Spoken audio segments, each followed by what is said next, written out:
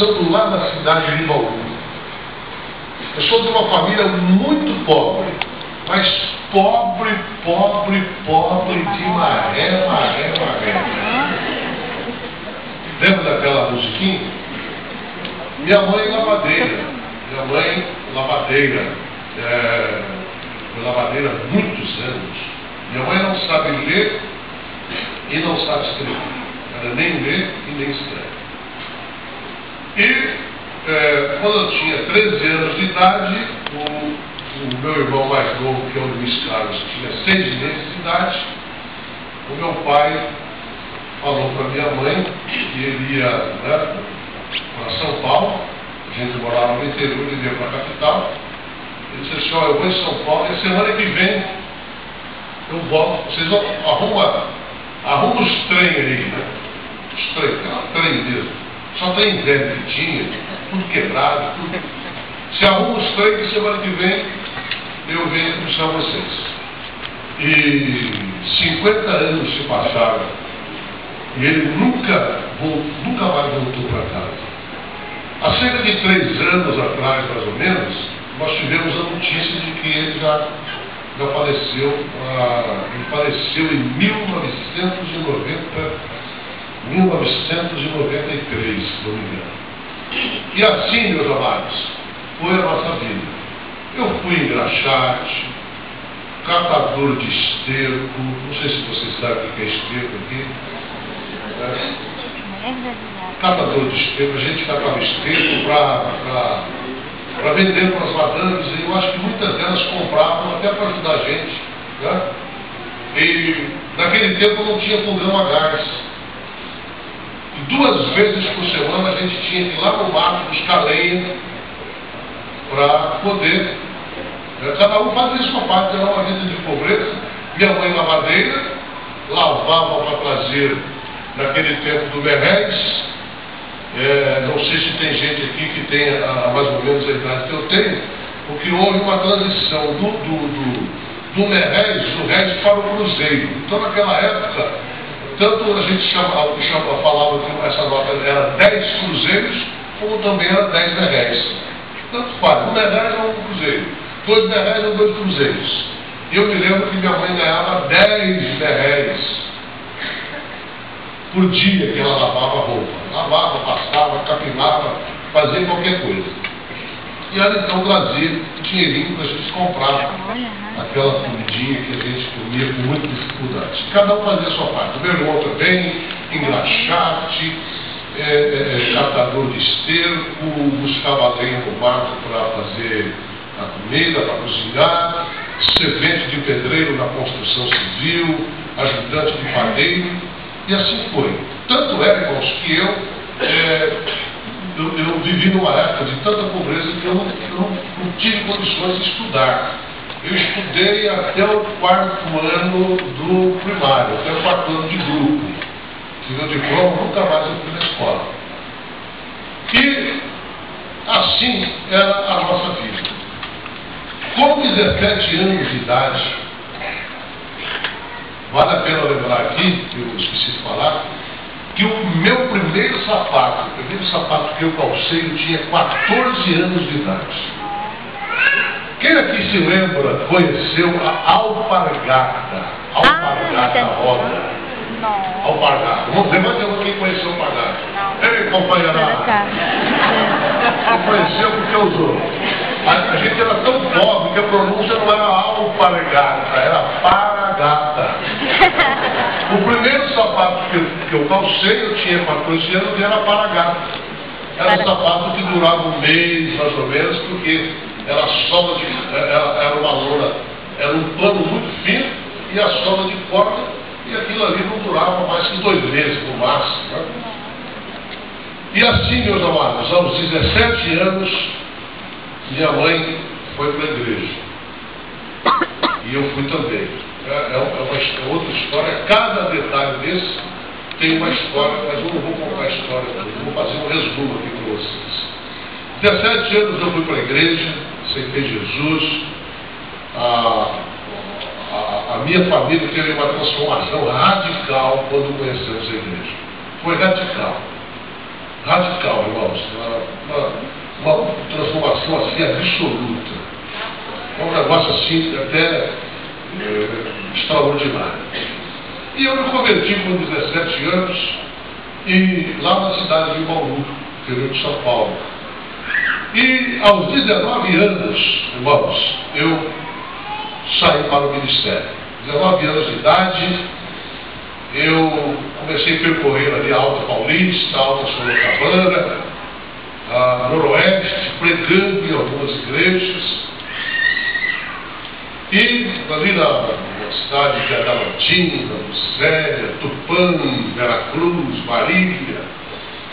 E em 1965, irmãos, eu tive o grande privilégio de ir para a cidade de Ourinhos, aonde tinha uma tenda.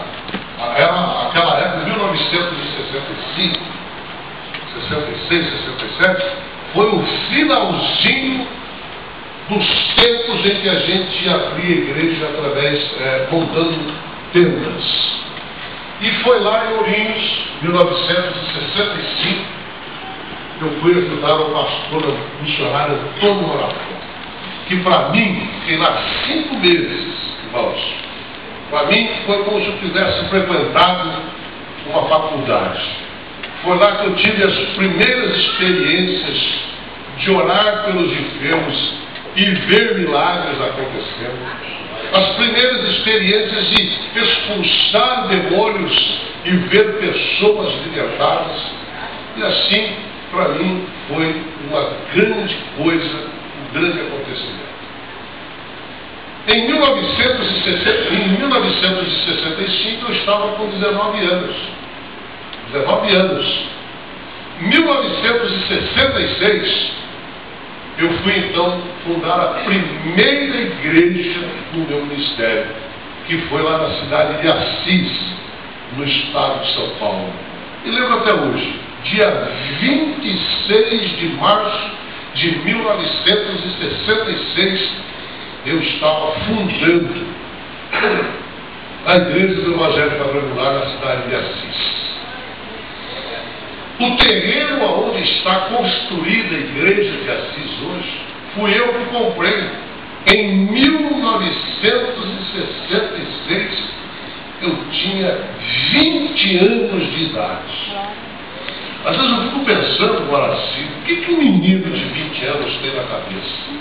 Hoje, talvez, né, eu acho que a questão do amadurecimento ele é igual em todas as épocas, em todas as eras, mas com uma diferença. Hoje tem informação, hoje tem internet, hoje tem tanta coisa, Facebook, Twitter, tem. Você quer saber de qualquer coisa, você vai na internet e você sabe, até a bula de um determinado remédio que você quer saber. Tem tudo. Celular, telefone, televisão, mas naquele tempo não existia isso. A primeira televisão que entrou na minha casa, eu tinha 24 anos de idade. A gente assistia no vizinho, ficava lá na cerca assistindo. Não tinha telefone, então a gente tinha que sair às vezes de uma cidade e na outra, lá na companhia telefônica para telefonar. Foi em 1965, foi o final, 1965, 66, 67, até 70 foi o final do telefone à manivela. Tinha que rodar a manivela 10 vezes para o telefonista lá atender e fazer a ligação. Então, era uma época muito difícil. E eu fico pensando, o que um garoto com 20 anos de idade, mal estudado, pobre, o que tinha na cabeça? Mas lá agora sim, 1966, eu abri a primeira obra. Irmãos, multidões. 1.000 pessoas, 2.000 pessoas. Havia momentos que chegava a dar 3, 4 mil pessoas lá no templo da Bênção. Daí eu alugava um terreno, colocava um poste lá, um poste aqui, um poste no meio, outro aqui, e puxava uma fiação, colocava 5, 6 lâmpadas e um caixotezinho ali de de tomar, subir em cima e aquele era o púlpito. É bom até que muitos obreiros que estão aqui hoje, jovens, né, muitos jovens e adolescentes que estão aqui hoje, devem saber como foi o início da igreja do Evangelho Quadrangular. Como foi? Às vezes, alguém pode reclamar, aqui nessa igreja não dá para reclamar de nada, que tem umas cadeiras boas, ar-condicionado, mas tem igreja que não tem. Quem reclama de qualquer coisa da igreja de hoje, tem que ouvir a história de como era a igreja antigamente, como começou a igreja. Não era com poltrona, não era com banco, não era com cadeira, não era com ar-condicionado, não era com fogo, não era com microfone, não era com nada disso. Era no chão, com chuva, com barra. Assim foi o começo da obra. Quando, em 1965, nós não tínhamos no Brasil, assim, nós não tínhamos 60 igrejas no Brasil. Não tinha 60 obras no Brasil. E assim, meus amados, foi o começo. Lembrando mais uma vez, o terreno aonde está construída a igreja de Assis, fui eu que comprei em 1966. Tem que dar 46 anos, né? 46 anos, exatamente. Eu tinha 20 anos de idade. Não vou contar aqui, irmãos, embates que eu tive com o padre, em vários lugares, mas eu quero apenas fazer um histórico da minha vida a partir do momento que eu me converti.